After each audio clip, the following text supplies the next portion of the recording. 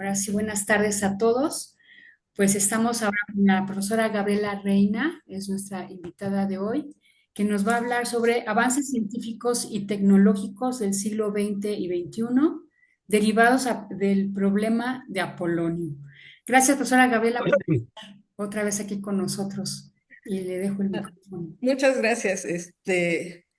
Bueno, nada más voy a platicar, voy a compartir mi pantalla para Adelante, mi ¿sí? presentación. Ahí está.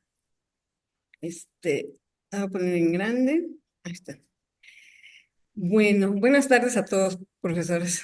Eh, este, esta idea, o más bien esta inquietud, nace a raíz de la primera ponencia que abrió el ciclo de ponencias del seminario. Que fue el profesor Struck. Entonces, como todas las ponencias que presentan los profesores, los doctores, muy interesantes, y dije, bueno, como todos los profesores de bachillerato, ¿cómo puedo usar eso en mi aula?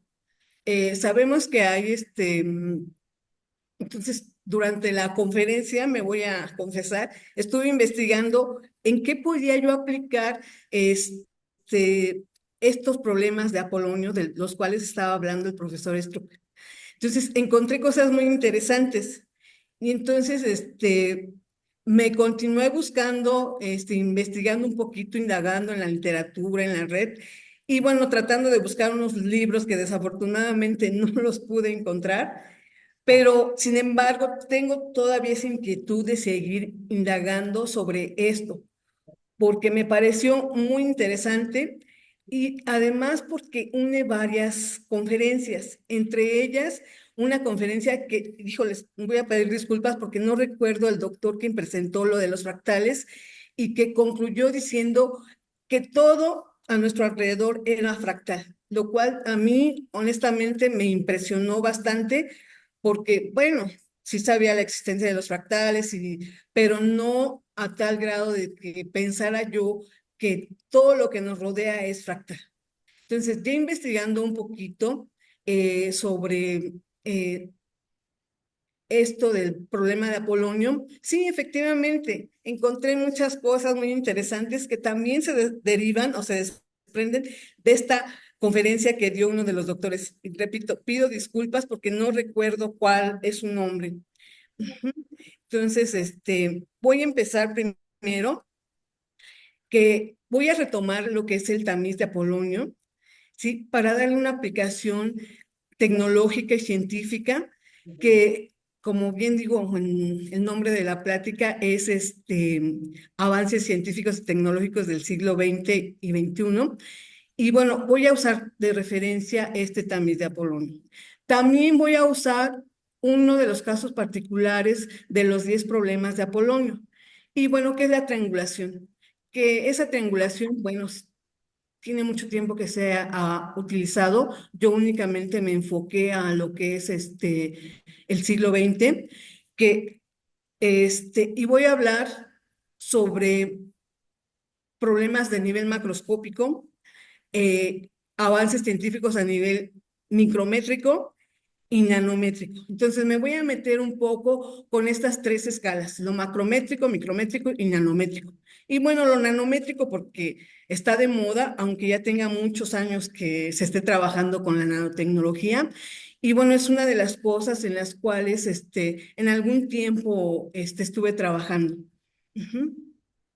Y bueno, lo macroscópico es algo también de lo que trabajo con mis alumnos en el bachillerato y que tampoco yo tenía así gran noción de que tuviera tanta profundidad lo que yo estoy enseñando, que se desprendiera del problema de Apolonio, ¿sí? Entonces, lo micrométrico también quedé sorprendida ese día de la charla que dio el profesor Struck, cuando al estar revisando un poco la literatura, me encuentro que se aplica a la medicina. Ujú. Entonces, voy a empezar con la parte macroscópica. Entonces,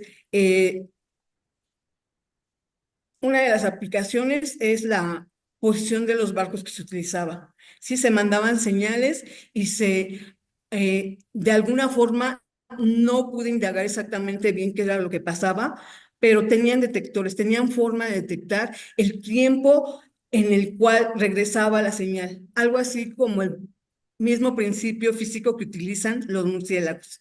Bueno, no es como, es el mismo principio. Entonces, tenían tres señales.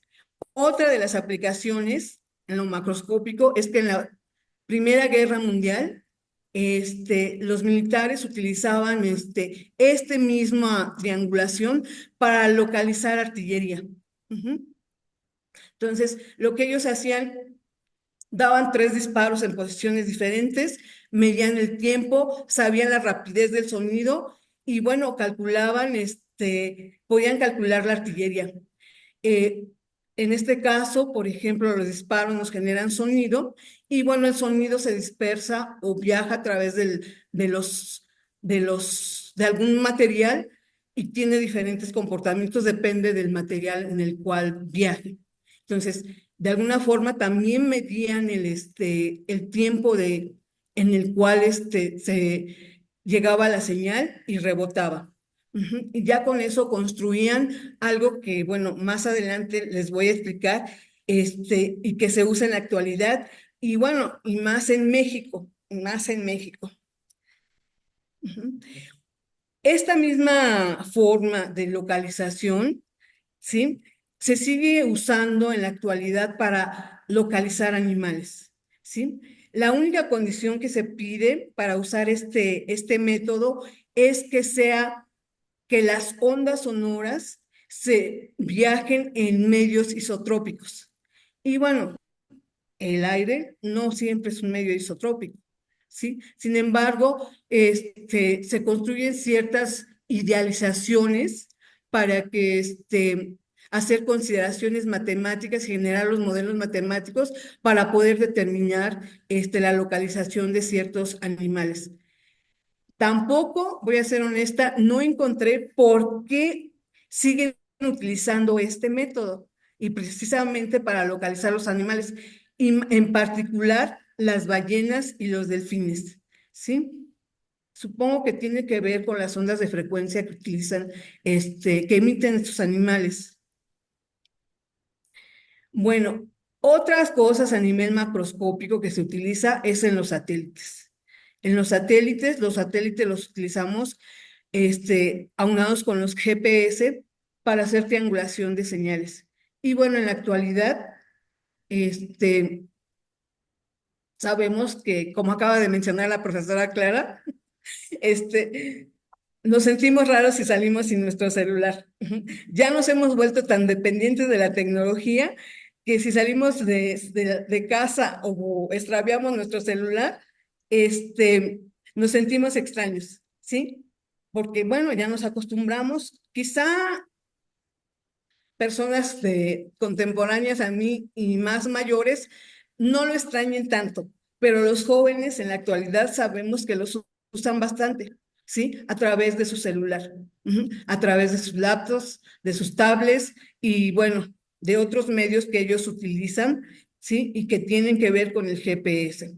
Y, bueno, ¿cómo funcionan los GPS? Entonces, un satélite manda una señal, ¿sí? Es captada por un GPS, entonces esta señal o esta onda emitida por el satélite se sabe su rapidez, y también se determina el tiempo en el cual es captado esta señal. Entonces, a través de una ecuación muy sencilla, claro, aquí, repito, estoy idealizando, porque la realidad es más compleja. Sí, matemáticamente es más compleja. Lo que estoy haciendo es únicamente compartiendo una forma en cómo nosotros a nivel bachillerato lo podríamos hacer bajo condiciones ideales, ¿sí? Entonces, aquí es muy simple porque conozco la longitud de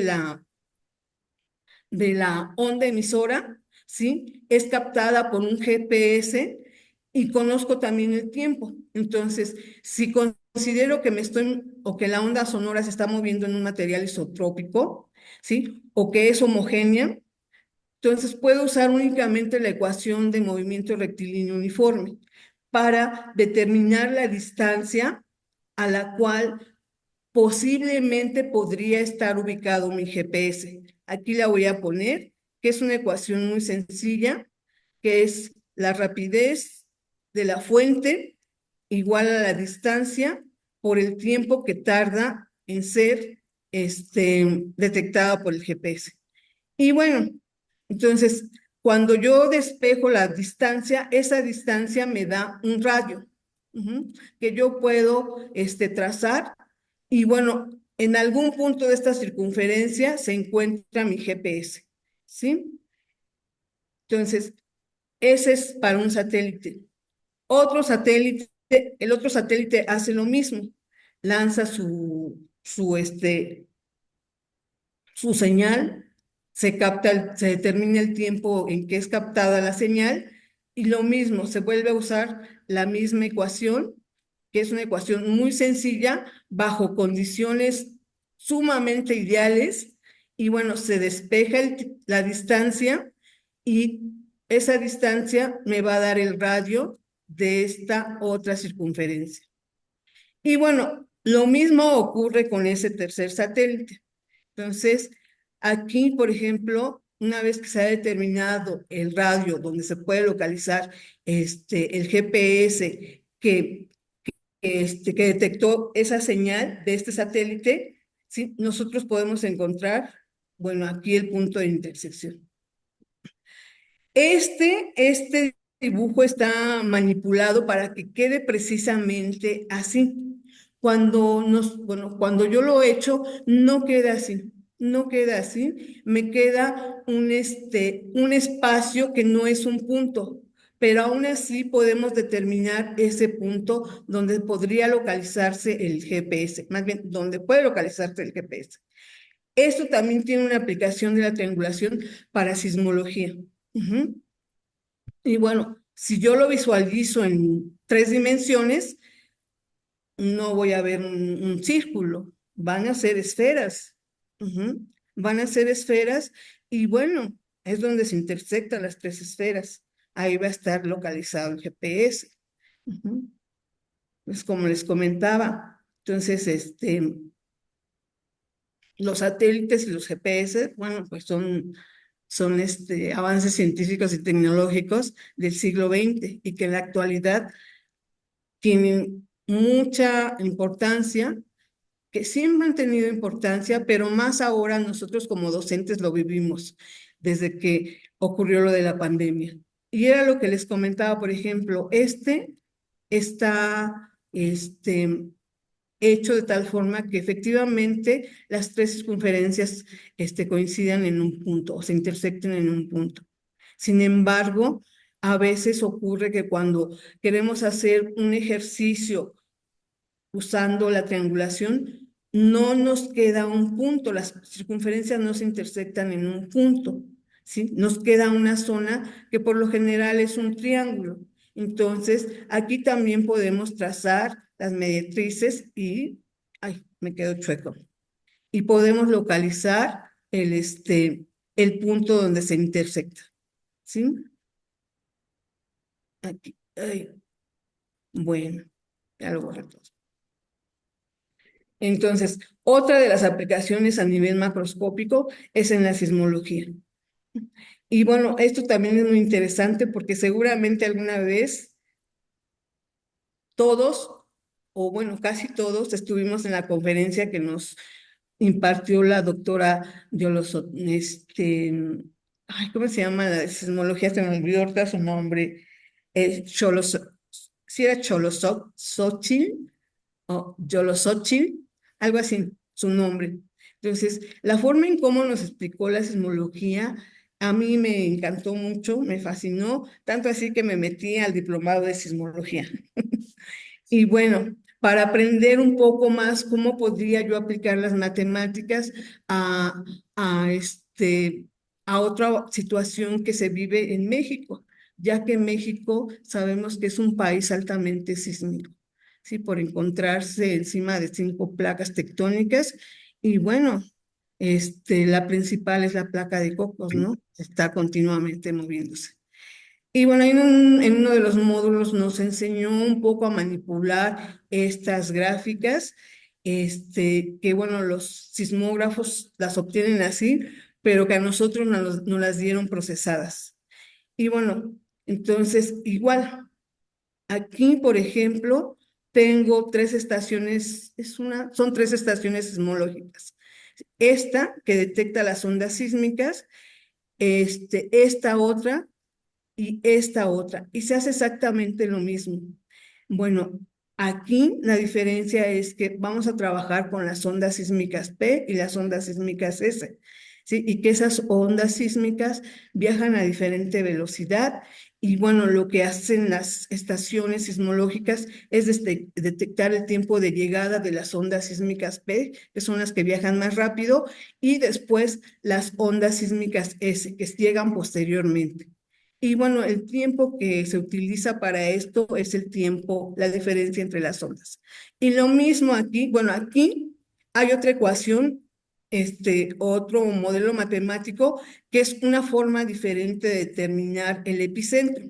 Aquí estamos calculando el epicentro, de donde ocurrió el terremoto. Pero con los sismogramas, que ahorita voy a pasar a verlos, podemos usar esos, los tiempos de llegada de las ondas sísmicas S y P para volver a usar esta ecuación, que es una ecuación sencilla, que es la del movimiento rectilíneo uniforme. Y eso es para cada una de las estaciones. Lo mismo, la distancia me da el radio del círculo, ¿sí? Y aquí donde se intersectan las tres circunferencias es la ubicación del epicentro. Y bueno, se puede usar un poquito más de matemáticas para ubicar el hipocentro. Pero bueno, eso no tiene que ver nada con el problema de Apolonio. Aquí, también alguna vez fuimos al sismológico, la doctora nos enseñó a usar este tipo de sismogramas, ¿sí? Los sismogramas podemos ver las ondas P, el comportamiento de las ondas P, el comportamiento de las ondas S, así que tienen una amplitud mayor. Entonces, a partir de una escala de tiempo podemos determinar el tiempo de diferencia entre la llegada de una onda S y una onda P y poder trabajar para obtener los círculos y usar la triangulación. Entonces, aquí, por ejemplo, son 5 estaciones sismológicas que han detectado ese sismo. Entonces, igual, aquí tengo 1, 2, 3, 4 y 5. Por la escala, algunas circunferencias se salen fuera pero se hace de la misma forma. También recuerdo que la doctora nos explicaba que no era suficiente con 3 estaciones sismológicas, que mínimo requeríamos 4 para tener una precisión.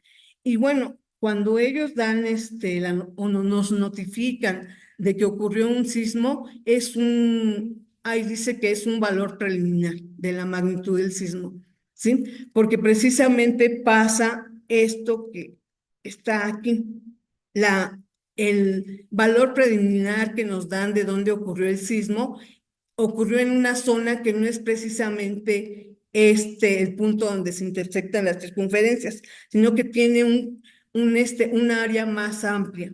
Entonces, ya a partir de determinados software y determinadas modelos matemáticos que ellos manejan, ya pueden determinar con precisión dónde ocurrió el sismo, o dónde fue el epicentro, sí, del sismo. Entonces, aquí, por ejemplo, también estas gráficas están manipuladas para que los alumnos puedan obtener esta intersección de las 5 circunferencias. Y bueno, hasta aquí me quedo con la parte macroscópica. Hay más aplicaciones, se puede usar también en la arqueología, que es algo más novedoso. Ya los arqueólogos le encontraron su aplicación y bueno, están sacando el mayor provecho posible de este método. Me paso a la parte microscópica. Yo lo manejé así como microscópica y les voy a explicar por qué. ¿sí? Este es, en farmacología, un fármaco lo que hace es colocarse en la enzima a través de, eh, un fármaco está constituido por átomos, ¿sí? Esos átomos forman moléculas. Entonces, yo lo voy a visualizar esos átomos como pequeños círculos, ¿sí? O pequeñas esferas. Entonces, esas pequeñas esferas se insertan en las enzimas de cualquier bacteria o virus. ¿Para qué? Para que la enzima sirva como un catalizador y pueda reaccionar y poder atacar el virus. Entonces se van insertando de esa forma haciendo uso del tamiz de Apolonio. Ujú. Entonces, esa es la forma en cómo se aplican.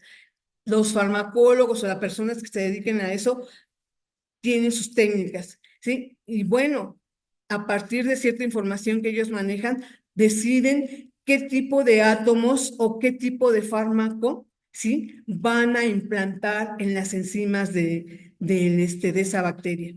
Ujú. Entonces, igual aquí tengo el tamiz de Apolonio. Y otra forma a nivel microscópico, ya ustedes me dirán si sí están de acuerdo o no, este es para reducir la fricción, ¿sí? O para amortiguar algo, ¿sí? A todos nos ha ocurrido que las puertas rechinan o que no podemos abrir la cerradura o que necesitamos amortiguar algo con aceite. Entonces, esa superficie necesita amortiguar, son dos superficies en contacto, este, entonces esas superficies están rugosas y no pueden moverse o rechinan porque la rugosidad de ambas superficies está en contacto y no me permite que se abra con facilidad. ¿Qué es lo que hacemos? Colocamos aceite, ¿sí? Entonces, cuando son las puertas o las llaves o alguna otra cosa de casa, usamos un aceite especial. Pero si se trata de algún equipo o algún aparato tecnológico de estos, por ejemplo, que utilizan los investigadores, utilizan otro tipo de aceite. Ujú. Y bueno, aquí lo visualizo. Piensen, por ejemplo, en la superficie. Ujú. Es una superficie compuesta por átomos y bueno, yo lo visualicé así, de esta forma, átomos. Y entonces, ¿qué es lo que hace qué es lo que pasa cuando se vierte el aceite? Los átomos del aceite son pequeñas esferitas, son más pequeños que, que los átomos que conforman el material. Entonces empiezan a llenar esos espacios, ¿sí? El aceite que nosotros utilizamos para amortiguar las bisagras o las cerraduras, tiene un cierto tamaño de átomos. Pero, por ejemplo, los investigadores que utilizan estos aparatos ya más avanzados, donde se requiere más presión, el aceite que utilizan ellos para alguna situación parecida a la fricción tiene átomos mucho más pequeños que van llenando espacios todavía aún más pequeños. Entonces, aquí lo que yo les estoy mostrando es un perfil de una superficie rugosa, de esta superficie rugosa. Este perfil fue hecho con un microscopio de fuerza atómica. Entonces podemos observar las redondeces. Aquí está exagerado, estas líneas no son así, porque igual siguen siendo átomos que están ahí unidos y que están mostrando ciertas redondeces. Entonces, igual esta superficie se va llenando de aceite o de lo que se necesite y va ocurriendo esto, lo del tamiz de ¿cómo se llama? De Apolonio. Ujú. Eh, bueno, me paso a la parte nanométrica. En esta parte nanométrica quiero enfocarme un poquito en lo que es la nanorobótica. Sí, hace 9 años, no, 9 años no, ya tiene más. Fue en el 2009 cuando asistí a una plática de un investigador, no recuerdo de qué universidad de Suiza venía, y ahí ellos estaban investigando cómo fabricar los nanobots. Entonces, lo que él comentaba es que lo que hacían eran unir átomos de alguna forma. Ujú. Y bueno, voy a pensar en 5 átomos. Y de este lado le ponían otros átomos, otro átomo y otro átomo para construir una especie de carritos. Y bueno, y empezaron con estas pequeñas estructuras atómicas para construir sus nanobots, ¿sí? O sus nanorobots para usarlos ya sea en cuestiones médicas o en cualquier otra situación. Y bueno, estos nanorobots eran movidos o son movidos con campos magnéticos. Ya después le perdí la pista, pero la nanorobótica ha avanzado, supongo que no mucho, entonces ya no nada más llevan 5, 6, 7, 8, 9 átomos, sino que han tenido que implementarle, colocarle otros átomos para para que esto pueda comportarse como un nanorobot y bueno, tiene ciertas características para que hagan determinadas cosas. Ujú. Pero ¿qué pasa, por ejemplo, aquí? La interacción de las fuerzas internas entre los átomos es muy fuerte. Entonces, lograr a nivel nanométrico que, que pase algo así como el tamiz de Apolonio, pues no es fácil, ¿sí? No es fácil, porque aún así, si yo visualizara esto a nivel nanométrico, entre bolita y bolita, a nivel nanométrico hay un universo de separación. Y bueno, en ese universo de separación se encuentran interactuando algunas y muchas fuerzas. Ujú. Entonces, también no lo he, no lo he considerado, no lo he estudiado, no lo he analizado matemáticamente. Y bueno, es otra de las preguntas que me gustaría preguntarle al doctor Falconi y que él me dé su opinión al respecto. Pero esta es otra de las aplicaciones del tamiz de Apolonio. Bueno, y bueno, aquí me atreví a poner el cochecito de los Picapiedra. Creo que muchos, si no es que todos lo conocemos. Es algo así. Si son átomos juntos sin este tronco, juntos, con sus llantas que forman átomos, sin esta parte.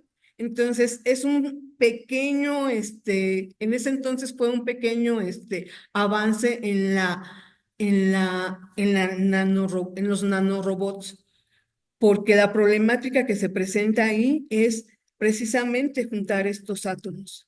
Y seguramente, por ejemplo, este, algunos de los que estamos aquí, seguramente vimos en algún momento el nombre de la IBM hecha con átomos.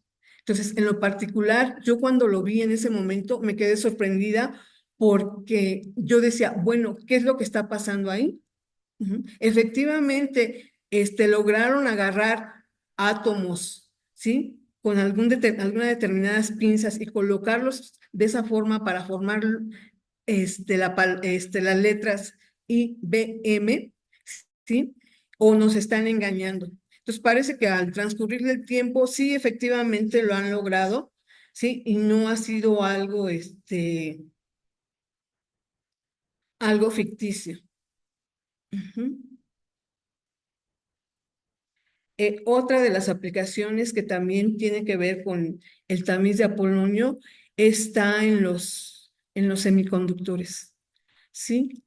Por ejemplo, la industria de la microelectrónica, que fabrica determinada cantidad de semiconductores, es muy importante poder llenar esos espacios que hay entre átomo y átomo, para que generen ciertas características o ciertas propiedades eléctricas, ópticas y estructurales en los semiconductores. Entonces, nuevamente me voy a regresar a mi tamiz de Apolonio, ¿sí? Y voy a visualizar esa superficie como algo de esto, donde imagínense un silicio, átomos de silicio, estos átomos grandes de silicio. que son dopados por otros átomos para generar ciertas características eléctricas en los semiconductores, ¿sí? Además, por ejemplo, físicamente, el índice de refracción, que no es otra cosa más que el espacio que hay entre los átomos, también tiene que ver con la parte de las propiedades estructurales y ópticas y eléctricas de los semiconductores, ¿sí? Entonces, ¿cómo viajan las ondas electromagnéticas ahí? ¿O cómo viaja la información ahí? ¿Sí? También esto tiene que ver con el hecho, por ejemplo, nosotros agarramos nuestro celular y nuestro celular está constituido pues de varios semiconductores. Nuestra computadora también. Y una de las primeras cosas que observamos es que se calienta. Entonces, tenemos pérdida de energía y una de las preocupaciones grandes a nivel mundial es qué pasa con la energía. Entonces, también ahí tiene que ver eso de cómo yo estoy dopando mi material para generar semiconductores o algún material que no me, que no me, que no, que no desprenda energía o que no utilice energía, que no estoy aprovechando. Aquí tengo una superficie que también se tomó con un microscopio de fuerza atómica. Esta es una superficie igual al nivel nanométrico de un acero austenítico. Estos aceros austeníticos, en particular se usa para las vasijas de los reactores nucleares. Y también este acero, que es una aleación de fierro y principalmente titanio, y bueno, tiene carbón y otros elementos, también son átomos que quedan incrustados ahí y que le dan ciertas características. ¿Por qué necesita esas características estos aceros que conforman las vasijas de los reactores nucleares? Porque en estas vasijas se meten el combustible. El combustible, que bueno, al principio era uranio, ahorita ya es otra cosa. Entonces, el uranio, al ser inestable o al hacerlo inestable, empezaba a bombardear las paredes de la vasija. Entonces, al estar bombardeando las paredes de la vasija, empieza a erosionar. Sí, empieza a erosionar a nivel nanométrico esa estructura y esa erosión genera rupturas que pueden ocasionar, bueno, grandes accidentes y más tratándose de material radioactivo. Y bueno, aquí nada más me atreví a poner un, este, un dibujo de lo que es en sí un microscopio de fuerza atómica y cómo va sensando, ¿no? Que igual esta punta es un pedazo de silicio que va sensando y también tiene una forma redondeada, ¿sí? Bueno, pero no tiene nada que ver con el tamiz de Apolonio. Entonces aquí pongo un circuito integrado que ya está siendo fabricado, ya están siendo fabricados con, con robots. Y bueno, alcanzan características casi ideales. Por ejemplo, en México todavía el INAOE produce semiconductores.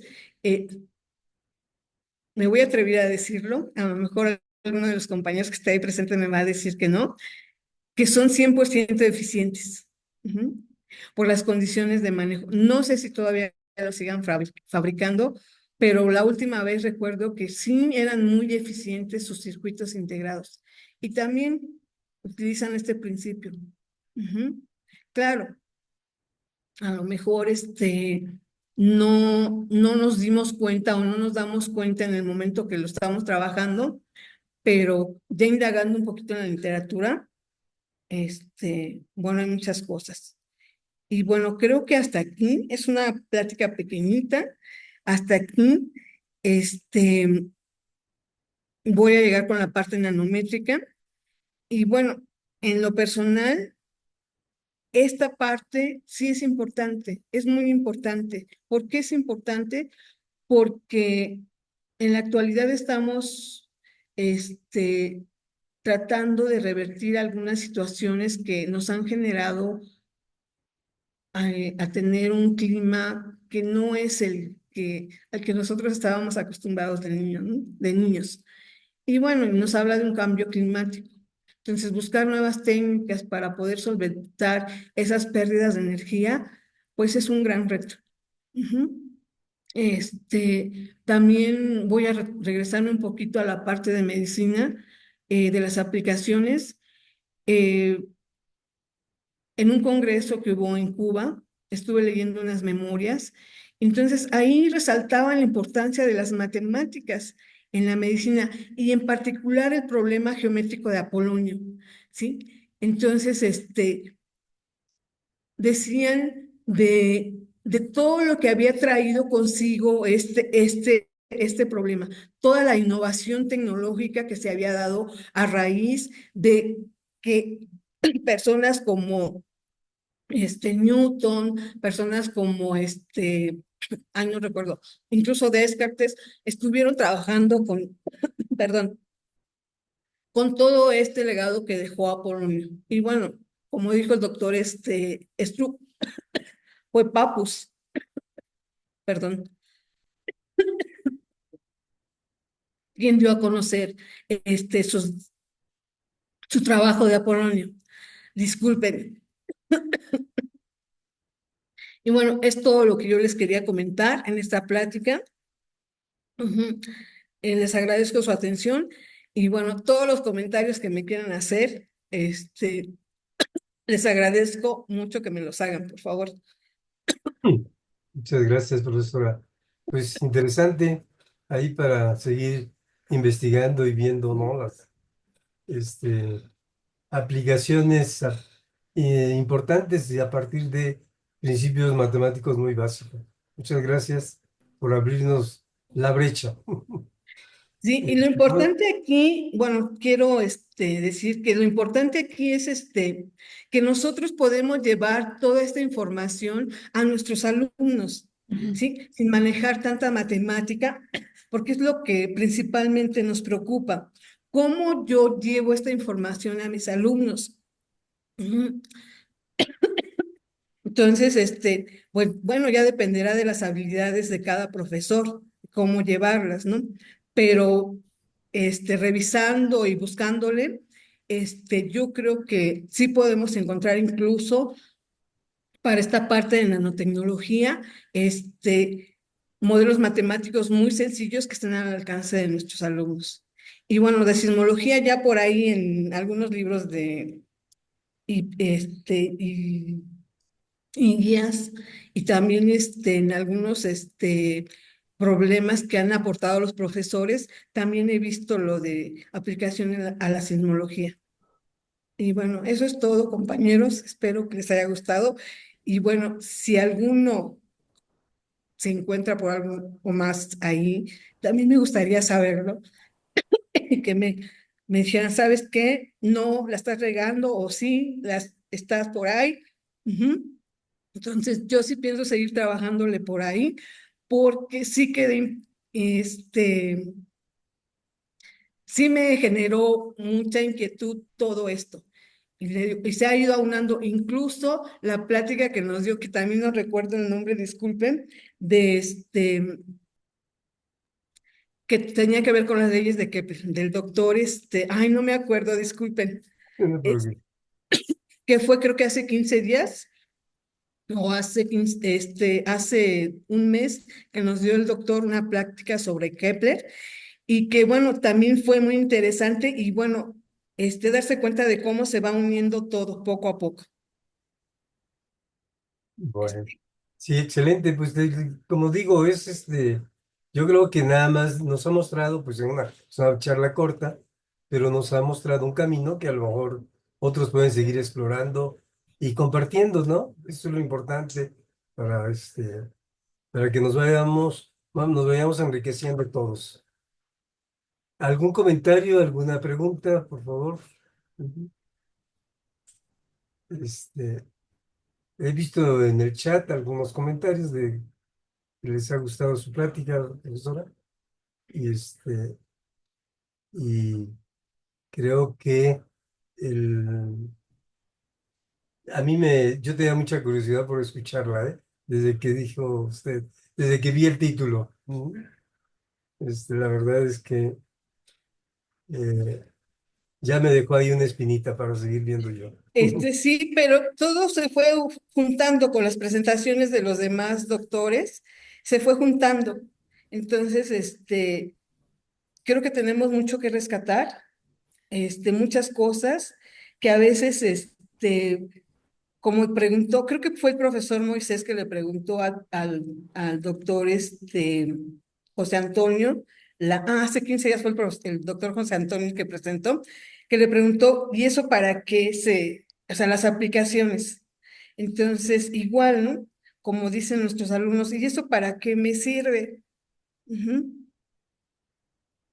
Bueno, yo ahí siempre tengo mi comentario usual este, es que el para qué sirve es mucho más amplio que el servirnos en lo cotidiano, el servirnos en la vida práctica. Es decir, a veces las cosas nos sirven. Es como una pintura, una bella canción. Ujú. Sí, Sí, simplemente toca nuestras fibras, nos emociona y ya con eso es suficiente. Ya para eso nos sirvió. ¿Sí? así, así es. Este, creo que en ese sentido, creo que la pregunta es mucho más, es decir, la respuesta es mucho más amplia, ¿no? Es que me sirvió para hacer una silla mejor, ¿no? Estoy hablando así de una forma muy burda, pues nada más para tratar de poner mi punto de vista más claro. ¿No? Sí, es decir, nos sirve por muchas razones. Insisto, como cuando vemos una pintura que nos emociona, que nos gusta, ujú, y que no nos va a servir para otra cosa, pues, más que para eso, para exaltar nuestra sensibilidad. Entonces hay muchas cosas en la matemática que eso es lo que hacen, para eso nos sirven, que uno ve una belleza allí en el razonamiento, en la estructura, aunque a lo mejor no tiene una aplicación práctica al menos en lo inmediato, ¿no? Ujú. Así es, doctor. Ujú. Ya en algún momento se le encontrará una aplicación y bueno, serán esas personas que se quedan con la inquietud de saber qué aplicación se le puede dar, así como han ocurrido muchas de las teorías matemáticas que han llegado hasta nuestra época, creo que todas, y que se les ha dado una aplicación y son cosas increíbles que a veces uno no se imaginaba. Y que, por ejemplo, ay, perdón. Ya en la época, por ejemplo, voy a regresar a los griegos, ya se hablaba, ¿no? Por ejemplo, ya se hablaba del átomo. En el libro de Platón habla del átomo, de la existencia de un elemento muy pequeñito y que, bueno, debido a la ideología, pues no se le prestó gran atención. Pero ya desde ese entonces, y creo que desde antes, se hablaba de la existencia del átomo. Entonces, así como, por ejemplo, de los fullerenos, sí, estos fullerenos que están también de moda, que es una estructura que también ya los griegos hablaban, sí, y que esa estructura existía únicamente ahora sí que, voy a decirlo, en la imaginación de los grandes filósofos de la época, y que y que se descubre en el espacio la existencia de esa figura del fulereno. Ujú. Y que a raíz de estar investigando y viendo los astrónomos, descubrieron esa forma geométrica y que, bueno, también resulta que aquí en el planeta Tierra también estaba, pero muy escondida. Entonces sí es algo muy interesante y bueno, y tantas cosas que nos falta por descubrir, por estudiar, por comprender y tanto que le podemos ofrecer a nuestros alumnos. ¿Sí? Bueno, creo que eso es Está todo. bien. Sí. Bueno, a mí me dio gusto escucharla, profesora, por su entusiasmo además. Eso siempre reconforta. Muchas gracias a Así todos. es. No sé si hay algún comentario final, alguien que quiera Pues, decir. pues quería comentar en el chat que justo Sí, lo que acaba de decir, dice, es una guía para empezar a investigar muchas aplicaciones que podemos trabajar con los alumnos. Sí, esto es un catálogo de aplicaciones lo que nos acabas de dar. Sí, Muchísimas gracias, muy interesante. Y aparte yo me sentí muy contenta cuando empezaste a decir de las pláticas anteriores, ¿no? O sea, qué importante, ahí tenemos, están en la página y creo que es un acervo riquísimo, hay pláticas de todo y podemos ahí sacar muchas más cosas, ¿no? Mucha información. Muchísimas gracias, profesora Gabriela. No sé si este, hay algún otro comentario.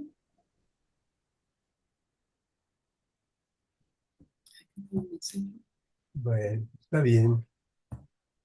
Pues entonces muchas gracias y nos seguimos Muchas viendo en el seminario y también en el encuentro, no se les olvide. encuentro. ¿Mm?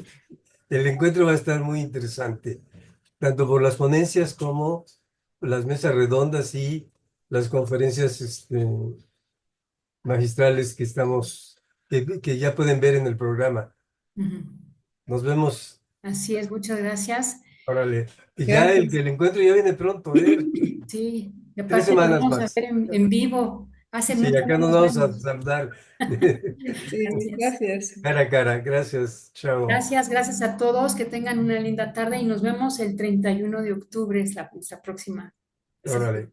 Nos Muchas vemos. gracias. Adiós. Hasta Gracias. luego. Bye. Gracias.